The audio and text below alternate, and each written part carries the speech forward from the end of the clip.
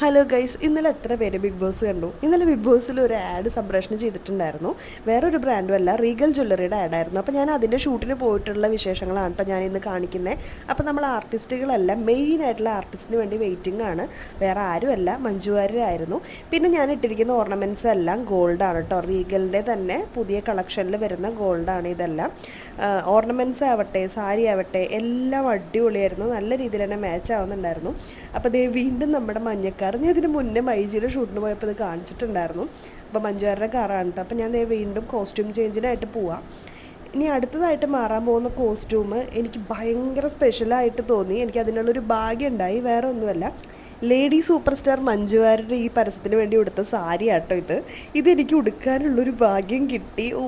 അടിപൊളി സാരിയായിരുന്നു. പിന്നെ മഞ്ജു വാര്യർ ലുക്കും എൻ്റെ ലുക്കും കമ്പയർ ചെയ്യാൻ പറ്റാത്തതുകൊണ്ട് ആളുടുത്തത് ഭയങ്കര അടിപൊളിയായിരുന്നു. അപ്പോൾ ഇതാട്ടോ നമ്മുടെ വേറൊരു സൂപ്പർ സ്റ്റാർ. ആ പരസ്യം ശരിക്കും കണ്ടിട്ടുള്ള ഒരാൾക്ക് മനസ്സിലാവും. അതിലൊരു കുഞ്ഞു വാവേനെ കാണിക്കുന്നുണ്ട്. ആ കുഞ്ഞു വാവയുടെ നൂലുകെട്ട് ചടങ്ങാണ് അതിൽ കാണിക്കുന്നത്. അപ്പോൾ ഇതാണ് കേട്ടോ ആൾ. 2.5 മാസമേ പ്രായമുള്ളൂ. അപ്പോൾ നമ്മുടെ ഷൂട്ട് കഴിഞ്ഞു. ഞാൻ ദേ പോവാണ്. ഷൂട്ടിൻ്റെ ഇടയിൽ കിട്ടുന്ന കുറച്ച് സമയത്ത് ഞാൻ ഫോട്ടോസ് എല്ലാം എടുത്തിട്ടുണ്ടായിരുന്നു. എനിക്ക് ഭയങ്കര ഇഷ്ടമായി ഓവറോൾ ലുക്ക്. എന്തുകൊണ്ടും ഭയങ്കര നല്ലൊരു എക്സ്പീരിയൻസ് ആയിരുന്നു. അപ്പോൾ അടുത്ത വീഡിയോയിൽ കാണാം. Okay, by.